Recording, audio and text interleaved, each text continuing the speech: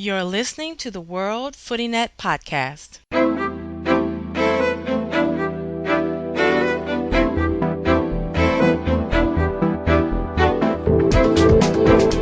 Welcome to the World Footy Net Podcast.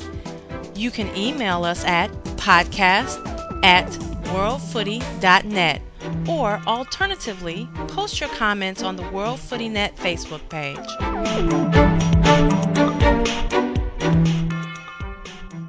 Welcome to the World Footy Net Podcast. My name is Sherard and I will be your host for tonight's show. You can find me on Twitter at AHT4005. Dre Footy will be in the background engineering the show. Dre, where can they find you and how are you doing today? I'm doing pretty good, Sherard. And if anybody wanted to follow along and join in on the banter and all the soccer talk that we have, you can find us on Twitter at WFootyNet.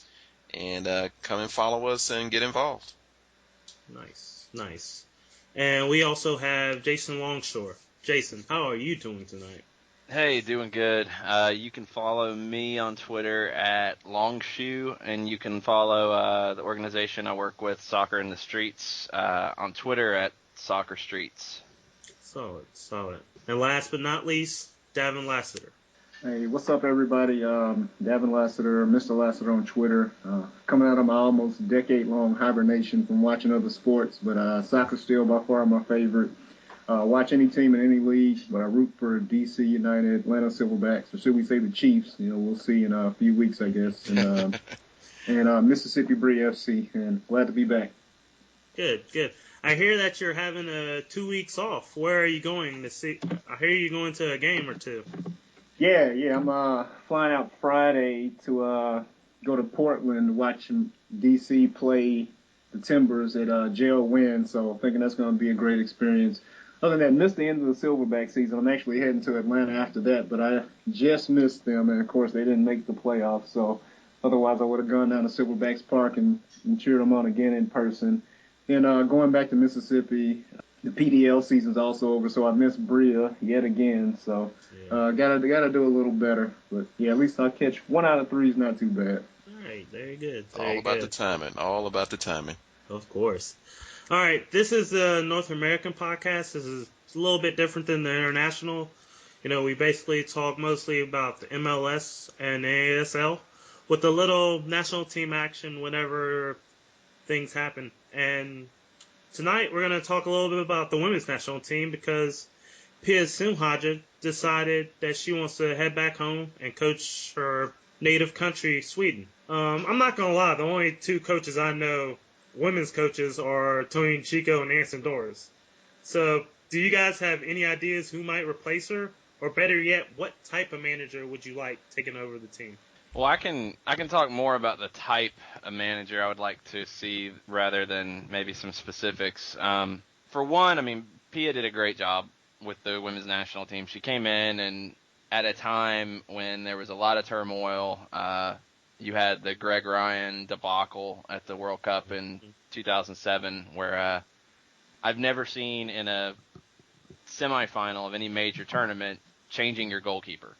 It makes no sense. And yeah, we can have the whole Hope Solo is a loudmouth debate if we want, but that was a dumb move, and it's what ultimately cost him his job. Well, Pia came in and rebuilt the team morale more than anything, and got everybody back on the same page and won 2 Olympics. What else could she do? It's kind of a good time for her to go back to Sweden when they really need to rebuild their program, and it's time for somebody new to take the reins here. The problem that I think we're facing, and we saw it maybe a little more so in the World Cup last year than the Olympics this time, was our technical level is not as strong as it was in the past, and it's not as strong as some emerging countries in the women's game. That's got to be a prime issue, and to make it even more difficult, you don't have WPS now, so how those players develop and where they develop is going to be part of the issues that the coach faces. I'd love to see somebody come in with an emphasis on developing a more technical style for the women's game here in the U.S. I think, I see it trickle down to the youth and the college game where it's kind of old school, kick and hope, kick and run, just not the best of soccer to watch. And I think we have some players who can play a better game than that, and there's a lot of players who I think are kind of left out of the national team pool because they're not that type of player. Davin, you got any type of manager that you would like, or basically similar to Jason? Well, yeah, I definitely agree with Jason. No more of the kind of long ball, kind of, U.S. women's national team is definitely one of those, like they call those cardiac kid type teams. They might play poorly until, it gets crunch time, and then they find a way to win games. But, that's not really a good way to build a system on. I actually do have a couple of coaches that I would like to see in, and not going to name everybody that's been linked with the job, but I'm just going to name a couple of the ones I think have a real shot at taking over from Sunhaga. First, Tony DeCicco. He was an analyst at the Under-20 Women's World Cup, and he was asked about his interest in the job during a halftime segment, and he said he'd be interested in coaching them again. So I think that has to raise eyebrows with his status in the program. Paul Riley's another strong candidate. He's coached at the youth levels. He's coached at the USL men's, though, but also WPSL and WPS. He won 2 WPSL titles in 4 seasons, went to WPS and had 2 runners-up appearances in the title game. He's familiar with the U.S. setup from the youth all the way to the senior levels, and he's coaching the New York Fury in the WPSL Elite right now, which is, I think, pretty much the highest level of women's soccer currently in the U.S. The other guy is Aaron Lyons. To my knowledge, he hasn't been contacted and he hasn't contacted anyone about the job, but he's interesting to me because, one, this is the guy who's coached Marta, Christine Sinclair from Canada, and Alex Morgan. So this is a guy who's dealt with 3 of the biggest names in the women's game currently and with great success. He won the W League Championship in 2010, WPS in 2011, and WPSL Elite this year. So I think he's kind of the hot hand right now as far as women's coaching. But with the experience in the U.S. system that a guy like Riley and, of course, DeCicco have, I feel that Lyons is still, the third front runner way behind those guys, even though he and Ryan both have a pretty extensive experience with the under-23s and a full international or two, because that's basically what I guess most of the WPSL elite teams are composed of. But Riley and DeCicco just have more time, more experience, and of course DeCicco's done this job before, and I don't think anybody can really rival his success with the national team seriously besides the person who just quit the job. Anson Dorrance won the first World Cup in 1991, but he never gave up coaching North Carolina even then. There's a few stories about why that is, but because he wasn't at the job long enough to match Pia or Tony DeCicco's achievements. And I don't think he'd really want to walk away from North Carolina anyway. It's a program he dominated for the last 3 decades, won the World Cup while he was still coaching North Carolina, which, of course, is pretty much a dynasty in women's soccer, undisputed. So with those 3 being my top 3 candidates, DeCicco would be the first person I'm calling, even though he's been away at the game from that level for a minute. Can't dispute his record. Well known within the team, well respected. So I say if he's really interested, why not? Yeah, I wouldn't be opposed to DeCicco coming back. But the more I hear about Paul Riley and see the things that he's done at the pro level, I'd be really interested to see what he could do with the national team program. It's a different type of job, and some people, don't make that adjustment very well. But he's got a great track record, and I like what he's done with a lot of the players through that have come through the system, through his system, back with Philadelphia and WPS, and now in New York Fury. If you go back and compare how DeCicco's teams played versus Pia's teams, I like the style of play that DeCicco's teams had a little more than Pia's team. So that's a plus. I really don't want to see, and it's been speculated in a few spots, is April Heinrichs coming back. I don't want to see that because I thought she did a very poor job taking over after DeCicco in the 2004, 2005 time frame. just didn't do a good enough job, and she was definitely more of a long ball direct coach than even Pia is. So Chico would be okay, but I think, the more that I'm hearing, the more I'm reading about Paul Riley, I'd like to see him get the chance. Yeah, I mean, the type of manager I would like is somebody who's always prepared, somebody who's tactical, that have good awareness on that, and that because our team's already probably the most athletic team in the world. I mean, no doubt about that. Yeah. I mean, if we could add just the technical parts of the game, then I wouldn't say unstoppable, but we would be winning World Cups instead of just winning Olympics, which is good and all, but we haven't won one since '99. So Yeah. and that's an issue. That's a big issue. With the amount of talent we have and the amount of talent that we produce, that's kind of unacceptable at this point. Yeah, it really is. Nobody's talking about it because, we won the Olympics a couple of months ago, so why worry about that, USA. But, I think that that's more important because that should be the main goal of, that's the pinnacle. Yeah, I agree. It's supposed to be agree. at least. Yeah. So, guys, we have no professional leagues for women or anything like that. What do you guys think about the general state of soccer, and do you think that we'll be able to have a league, and how do you want that league to function? Because we've seen it twice, hasn't worked twice. So how do you guys think that it will be able to work out? It's gotta be semi-pro. It's just the financial state of it. It's not that the women don't deserve to have a fully professional league. They totally do. But you see what the WUSA did, where they blew their budget. I think 18 months in, they blew their 3-year budget. That's unacceptable. That's just poor management. Then WPS tried to do some things differently and made a lot of the same mistakes.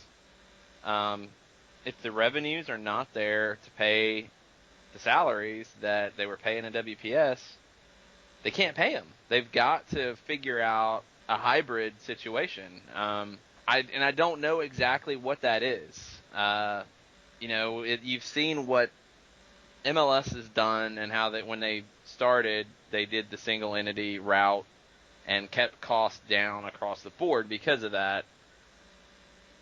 It's not the best way to run a league, but it has survived, whereas the women's leagues haven't. And maybe that's an approach. I think a semi-professional type of situation is really your best bet. And you have the W League and you have the WPSL to look at and pull teams from that are ready to take a step up. The one issue that you're always going to have with the women's game is the colleges have more of an influence because women's college soccer is so big. Yeah. That's the issue in terms of eligibility because you have a lot of W League teams that rely strictly on college players. Mm-hmm.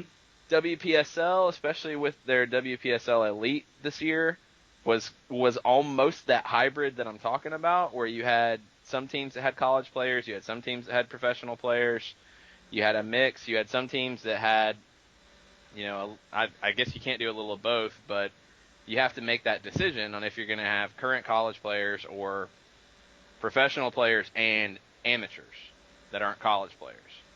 And that's the balance. And, it's different markets are always going to be different with that, but we have to have some form of a league higher than a strictly amateur league like W League has been previously, because you're starting to see Japan pass us in terms of our women's team. You're seeing Canada's right there. You're seeing a lot of development. The South American countries are starting to step up beyond Brazil.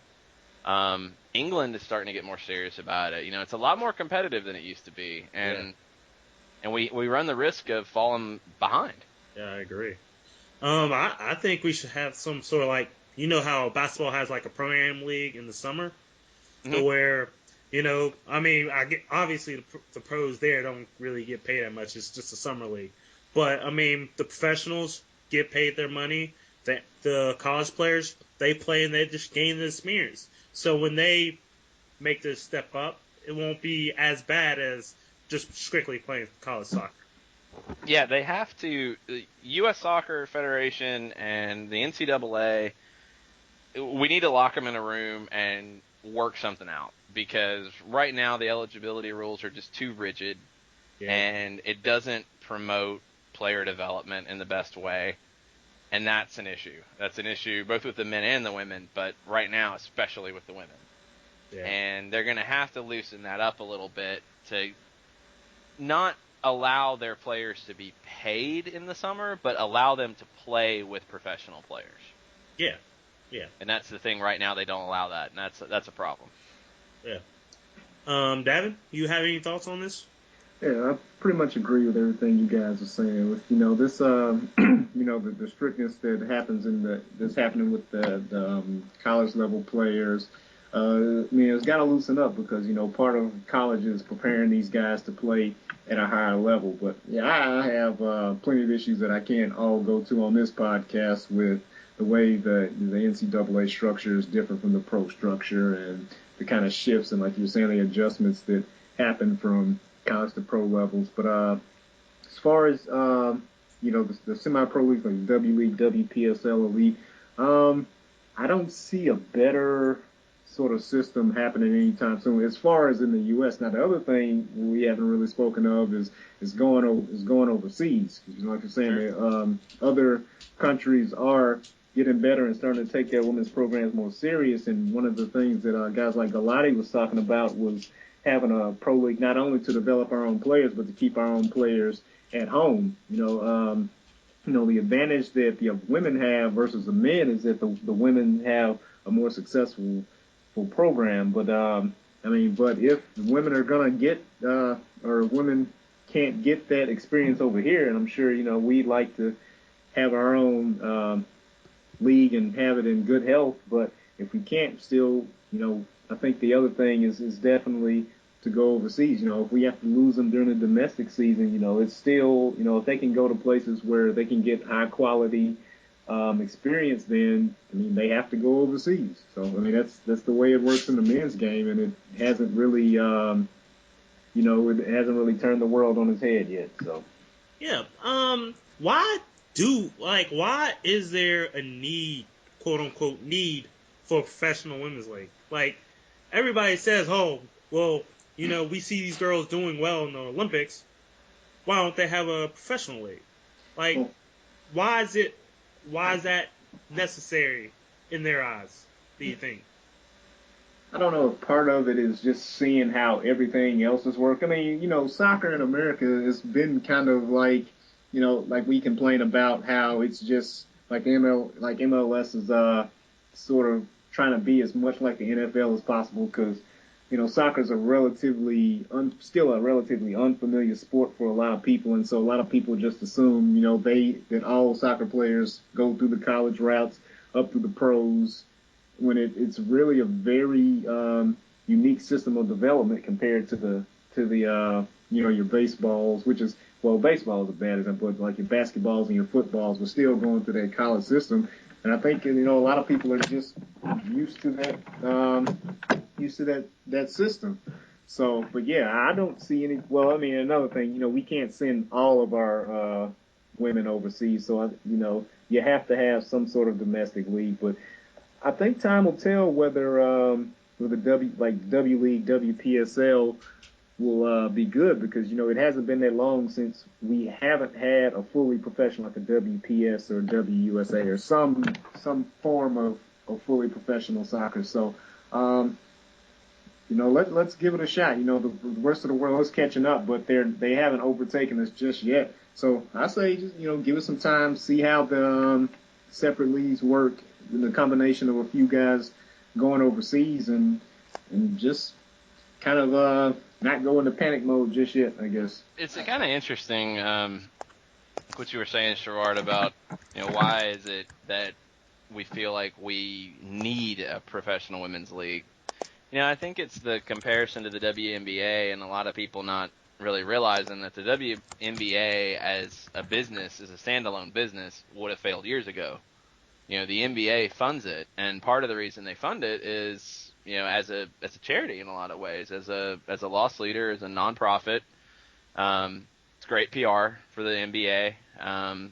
It's a great way for them to, the cities that do have NBA franchises attached to it to keep their arenas full in the NBA off season. It's a smart PR and community relations move. Well, soccer's not at the same stage business-wise as the NBA is. So, some people have said MLS should start a women's league. Well, MLS is just starting to turn a profit in some markets. It's not really smart to take on the investment of a whole nother league. Can MLS be involved in this? I think definitely. I think that's what you're seeing in certain areas where MLS teams have supported women's teams to varying degrees. Seattle's done really well in W League this year with Hope Solo and Sydney Leroux and lots of stars that they've brought in, and they've sold the tickets to match that. DC United sponsored a women's team that was a very competitive team. I think it's definitely on a case-by-case basis where it makes sense, but it's not to the point that MLS can support it.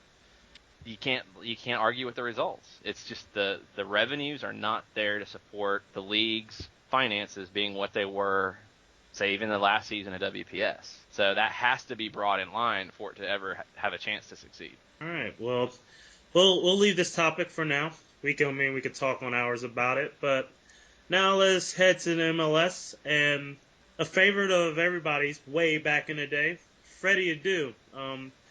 When I was setting up these topics on Thursday, Freddie didn't play against DC United. So I was going to ask a question. What's wrong with Freddie? Why hasn't he been playing games? And, is this the end for him? Well, he scores 2 goals on Sunday, and I have to change my topic altogether. So, guys, why do you think that his career has been so inconsistent? And in hindsight, should he have went to Europe when he had the chance? I'm at a loss for what's going on with Freddie Adu still, even after the 2 goals. This is just a statement on like you're saying, his entire career, not what's going on in Philadelphia. Because it's not a complaint about him not being in the right system or coach's bias or lacking mental toughness or being tactically naive, like his former coach at Aris said once. It just all still seems to be much too difficult for a player of his obvious talent to have this much trouble getting regular playing time, especially when he seems to raise his game in a U.S. uniform, but usually as a sub. So, maybe that's his role at club level. Maybe he's a super sub. I don't know. I think we also have to be careful about falling into the same trap as a lot of people did. Maybe some of us still do, which is that superstar tag we put on him as soon as he signed as a kid. It was definitely wrong as a teenager, but it's not any better now. I don't know if it's just an issue of him working harder on both sides of the ball or demonstrating better tactical knowledge, which is something that's come up a couple times in the past. And again, maybe Freddie and us have to accept that he might just be that super sub player. But I don't really believe that just yet myself, honestly. But, good showing against Houston in the win. Of course, not expecting a man of the match performance every single game from now on. But right now, I'm just watching to see if the Union benefit down the stretch from his play and see if he stays consistent. Yeah, I think he can make it with the Union. Hackworth can put a lot of trust in him. He just needs to put it in every game. And if he's able to do that, then, I wouldn't say the sky's the limit, but he's still only under 24 because he's on those under 24 rankings that we'll get to in a minute. But I think he can still do well. He just needs to get the stick out of his ass and decide to just get stuck in, play well, do what he can do best. Jason, you have any thoughts? I just can't figure anything out with this guy. The first show, I hope, when the MLS network launches, I hope the first show is Career Rehab, Freddie Adu. Let's get Dr. Drew on the case and figure out what's going on in the guy's head. Yeah. Because I watch him play, and I've seen him play quite a few games this year, and he's looked good.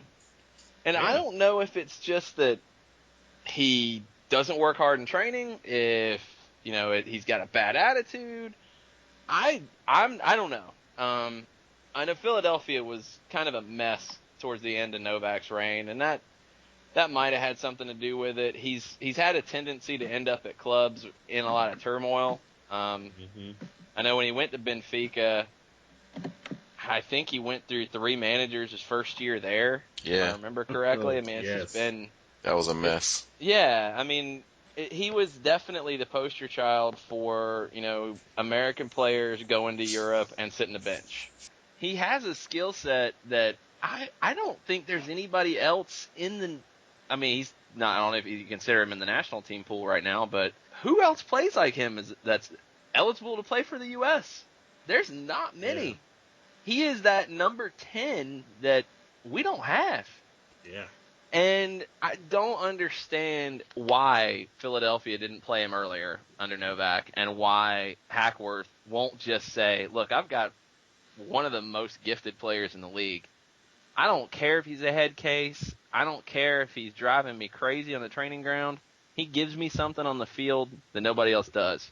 And if he doesn't want to, if he's not going to work strong defensively, if it's fitness and he can't do that whatever, he's good enough to where you play a defensive mid destroyer behind him and you let that guy do the work. Yeah, because you got Brian Carroll there. So exactly. That's what Brian Carroll does. You just let Brian Carroll do the dirty work. I mean, I don't get it. I don't get it. It has to be something that we're not seeing. Because, I mean, it's think one thing is I'd love to know, and I'm not sure if he's changed agents or not, but I think he got some really bad professional advice early in his career. Because the move when he was on his way out in D.C. and they were pushing him out because he made it clear he wasn't going to stay. He wanted to go to Europe. And they had the chance to get something from Salt Lake for him, so they took it. That was a bad move at that time.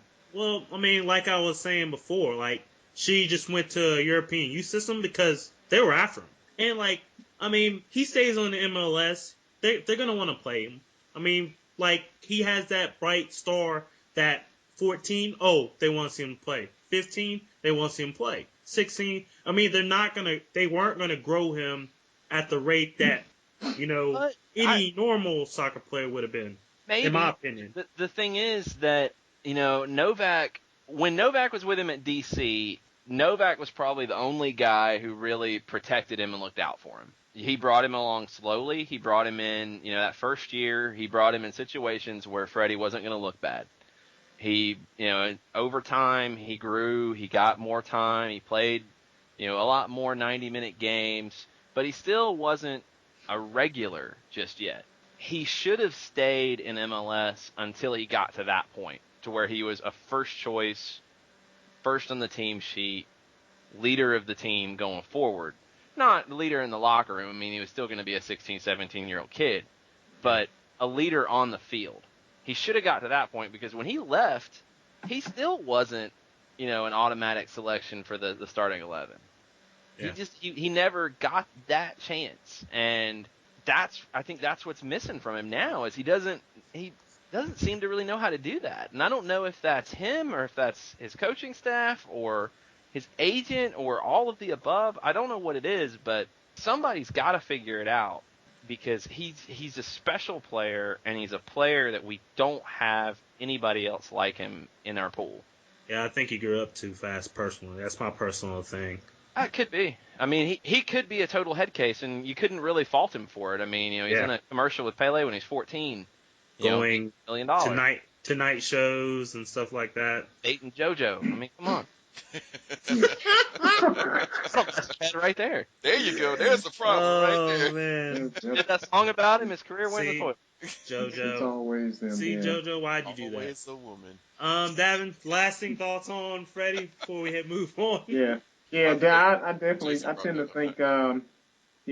to think maybe going to an academy overseas where the spotlight wasn't as bright would have done well for him. I mean, you're looking at MLS, 8 years ago, still very much looking for something to kind of get in the national spotlight here in the U.S. And what better way to do that than a 14-year-old phenom? So yeah, I think definitely getting out of the spotlight, not being talked about like you were gonna save the sport in America or finally be that next sort of Pele in the NASL type experience to put soccer back on top like it was during those years, decades ago. Yeah, I think it definitely would have been good. All right, well, we gotta move on. Speaking of under 24, since Freddie, I guess, is still under 24, the MLSsoccer.com does their rankings 24 under 24, which basically means the 24 best players under the age of 24. The first year player, I hate saying the word rookie, so I won't say it. The first year player, Darren Mattox, was ranked number 1. He scored 7 goals in this season and is the leading candidate for rookie. I still hate saying rookie. Rookie of the year. CJ Sapong was ranked 2nd and Breck Shea 3rd. Fellas, seeing these rankings, do you have a problem with any of the players? Or is this just about right? And I'll add my input. I might be nitpicking on this, but I think this year Breck should probably have been a little lower. I don't know how they do the rankings. I don't know if it's based on potential or what they've done this year, but I mean, what Breck's done this year, I mean, 3 goals, 2 assists. Yeah, he had that moment against Mexico where it was greatness, but I haven't seen much from him this year. And I mean, maybe it was coaching, maybe it was the situation he's in right now, but he hasn't done enough for me to put him at number 3. What are you guys' thoughts on the rankings in general? I don't know how they put this list together. I don't know what they're smoking or drinking when they do it, because the number 1 guy on this list is Juninho. Juninho is the most important player on the LA Galaxy. I'll say that. I don't care about if you want to argue it's Beckham, if it's Keane, if it's Donovan. It's Juninho. He's the one who makes that team go. He should definitely be ahead of Breck Shea. I think he should be ahead of Maddox, ahead of Sapong. He is the best young player in the league. Other guys on the list that jump out to me, I mean, we talked about Freddie earlier. I think 19 is way too low for him. Nick DeLeon at DC, I've loved the way his game's developed this year. I think he brings a lot to the table. Will Bruin is a player that I've always liked with Houston, and I think he's really starting to come into his own this year. Perry Kitchen, now that he's playing a full season as that holding mid, is really showing what he can do.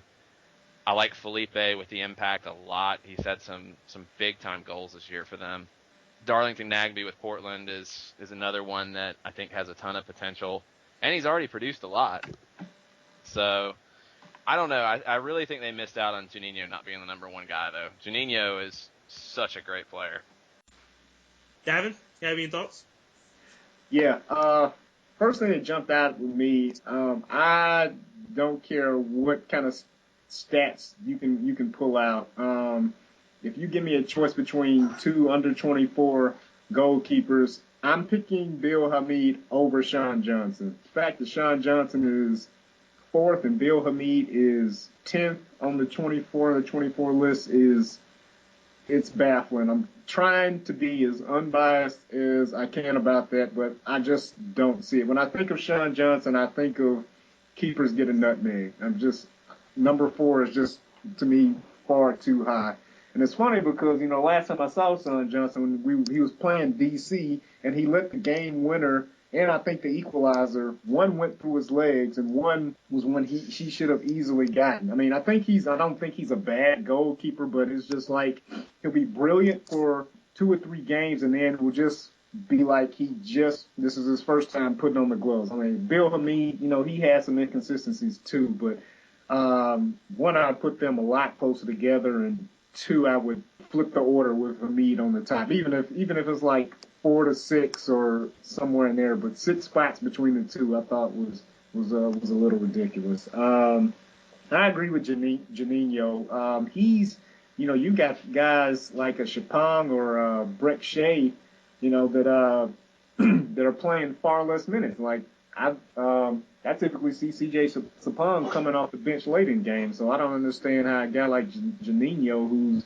a much bigger part of of LA Galaxy team that's, defending champs, and he's been playing incredibly well the past few years. I don't see how he's not much higher. Not a big fan of Till Bunbury. He's gotten injured, but the times I've seen him, he just hasn't been incredibly good. So overrated. yeah, very much. I mean, I think he really screwed. I don't know if he's gotten I can't remember if he's gotten a senior cap with the U.S. But that, yeah, he's got a couple. Okay, so yeah, he's locked in, and that's probably no matter what he does, that's probably going to be the biggest mistake of his career. So Will Bruin should have got those caps. Yeah. Will Bruin can play. All right, guys. Let's head to the Pacific Northwest. Safe to say that the Timbers won't be making the playoffs this season, so they're starting to think about next season. They hired Caleb Porter just under a month ago, and even though he failed at making the Olympics, he's turned out a lot of good professional players during his years at Akron. I mean, he's basically been breeding players. Perry Kitchens, Till Bunbury, Darren Nagby, Darlington Nobby. The list just goes on. Guys, how do you think he will deal with the situation at Portland? Well, I tend to think it's a good hire. It's a guy, like you're saying, consistently giving MLS some of the best young talent it's gotten over the past few years. A couple guys you didn't name, Perry Kitchen, Chris Core is actually a former Zip. Steve Zakawani, those among one of the best known. Of course, Nagby, who'll be coaching again in Portland. I think there's about 14 in all from Porter's time at Akron that are playing in MLS right now. And he's actually got a couple guys in the NASL too, I believe. But so he's familiar with more players than that didn't come out of Akron from being involved with the under 23s. I think one that makes his transition a whole lot easier from college ranks to MLS. Seeing a lot of guys he's familiar with. But of course, at this point of the season, Timbers not looking like they'll make the playoffs. Might not matter as much right now, but I think for next season, expectations are definitely raised for Portland almost immediately. So I think they'd probably be expecting a playoff run, even if it's just first round for them next year. Jason? I'd like to say it's going to work, but when I think of Caleb Porter, I think of watching the Olympic qualifying with some casual soccer fans at my local bar here in Atlanta, and every time they cut to pick Caleb Porter on the bench, my friend said he looked like he was wetting his pants. And he did. Whether they were winning, losing, it didn't matter. He looked terrified. That's only going to get worse in MLS. It's one thing to be terrified about qualifying when you're the favorite and you don't have a huge crowd. There's not a lot of people yelling at you and yelling bad things at you. Wait till he goes into Seattle. Wait till he goes into Vancouver. Wait till he goes into some of these other spots in MLS. I want to see how he handles it. I don't know how he's going to do, and I don't know how long of a leash they're going to give him, and that's going to be the issue because it's going to take him at least a year to build the team he wants to build, to play his style of soccer. I like that Portland went outside the box and didn't hire a retread who had been there and failed. I'll give him credit for that, but I don't think Porter is going to be the end-all, be-all either. I just don't know if he can handle the pressure. Yeah, I hear you on that. My thought is that maybe that national team was what he needed just to wake up and realize what situation he's going to be at the pros. Because remember, very well could be. Because he could have been at DC.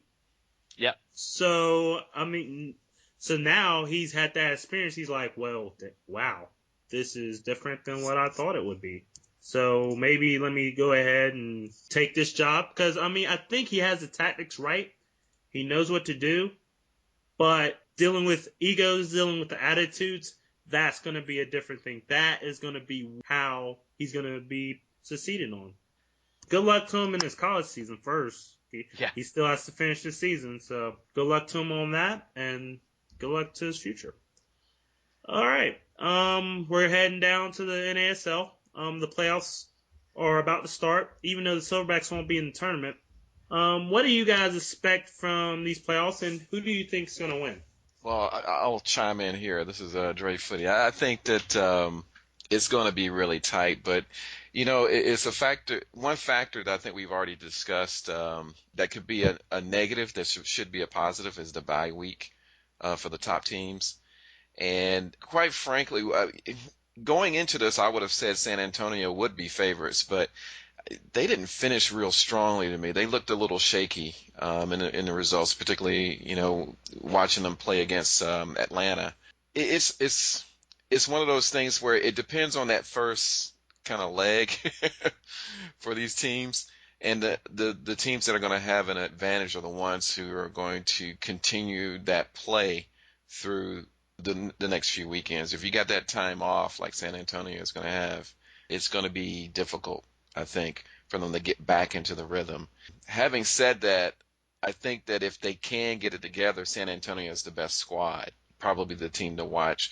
But I don't know. It's hard to bet against how solid Tampa Bay has been as well. So I'm kind of on the fence for that. But I wanted to give also some props to Atlanta, although they didn't make the playoffs, with the influence with Winalda and his coaching choices and his team selection or his player selections really turned that club around. And I think that's a team to really look out for next season. And I can't wait to see what Atlanta does in the league. Sorry to waffle so much on that. That's all right. Nothing definite or anything, but I guess if I had to choose one, I'm gonna pick Tampa Bay. Man, you stole my pick. I was trying to go out. I was trying to be different and say Tampa. You thought I was going San Antonio, didn't you? Yeah, I was kind of hoping you were going to stick with that, and you waffled back. Yeah. San Antonio did finish kind of weakly, and I think on paper they might be the strongest team, based off resumes. Tampa's got the best attack. Tampa going forward is dangerous, and if their defense can hold up, I think they'll get through this. The wild card to me might be Carolina. Colin Clark's a guy with a ton of experience in these types of situations. He had a team that seemed to fight and scrap and claw and had a lot of, late game dramatics. I think they'll get through Fort Lauderdale without much trouble, and they could cause some problems in the next round. Puerto Rico and Minnesota, I think, is a total toss-up. I think Minnesota is a little bit stronger team. I think one of the more underrated players in the league is Broccolello from Minnesota. I think he's got a lot of game, and he's got the game to play at the next level. And Martin Nunez is another really strong player with Minnesota. But I think they're kind of a weaker version of Tampa Bay, and that they have a good attack, but their defense lets them down from time to time. I would say that Tampa is, for me, the team to beat. If they can overcome the bye week, that's just a tricky situation to deal with, and we'll see if it hurts them and San Antonio. I haven't seen much lately, so you guys probably would be better judges than I would. But I feel like the winner between the Red Hawks and Fort Lauderdale, I think they will probably, one of those teams will win this tournament. I just have that feeling. I just think that both teams, they could turn it on. And, this quarterfinal game on Saturday could help them, spur on. And the rest of the team, the bye teams, have to sit there fidgeting their fingers and just sitting and watching. And, these teams, they come out, they'll have the first game at home, at their home place. So they can, pick up some goals, pick up a 2-goal lead and force the pressure on the other teams. So, Puerto Rico, I think they're more just a direct team. So I don't really see much of them. And the last time I saw Minnesota, they got thrashed 5-0. Now, it could be a different situation now. But I didn't see much coming from them. And like you guys said, the Scorpions have been struggling. So that leads me to think that it will either be, the Fort Lauderdale Carolina winner, or since I haven't seen Tampa Bay, I think they might do it. Yeah, that's what I'm just going to go with. Those are all good points, and I think that, as far as Minnesota, this isn't 2011. I think that we've seen that Cinderella story last year that's not going to happen this year. I just think the competition that they're up against is a match for them. But like you said, wiping the slate clean going into the playoffs, you really just have to put together, a handful of good matches, and you got it. And I think that teams like Tampa Bay, and you're right, Fort Lauderdale and Carolina, they can turn it on, and I think those are possibilities to happen. But if everybody hits the ground running and they realize it's a short season now, I do think Tampa Bay has that slight edge in quality. From what I've seen, I've only, I've watched them play Atlanta, and I've seen them play on the NASL.com website, but that's the one that impresses me the most. All right. Yeah, I think it's the attack. I mean, I'd love to see Minnesota and Tampa face off in the semis. I think that'd be a fun series to watch. Could be a lot of goals. I think, this league, I think you see a lot more depth in the attack than in defense. And yeah, definitely. It's kind of, playoff time. A lot of times you think of it being tight defensive games, but I think it's going to be flipped in the NASL playoffs this year. I think you're going to see more high scoring games, a lot of excitement. Should be fun. We will see. I can't wait to watch it. Let's get local here. Local to you guys, at least. Silverbacks, they ended well, gaining 30 points to end the season when, in the beginning, they were lucky to think about getting 20 to 15. Eric Ronaldo and Brian Haynes have energized the organization, and the future looks good. What do you guys expect from the next season coming up? I expect a title. Expect a title? Wow. Yeah. Wow. Yeah. Yeah, I do. I mean, I think that I expect them to contend for it because think about it. The way they ended this season, like they ended up just outside, 5 points off the pace of the playoffs. When I saw them play San Antonio, when I saw them play Tampa Bay, Fort Lauderdale, they matched them. And so if you have this experience now after this year, you have better coaching now, you're bringing in quality players, I think you're going to be competing for titles. I really believe that. They will be competing for the regular season title. So having said that, with the split season that's coming up, I think they're still contenders for the title. Yeah, I think based off the way the season ended, that's definitely valid to say. I think, the important part now is retaining, the coaching staff, the roster, and keeping it moving, keeping the progress going. There's a lot of talent on the roster now.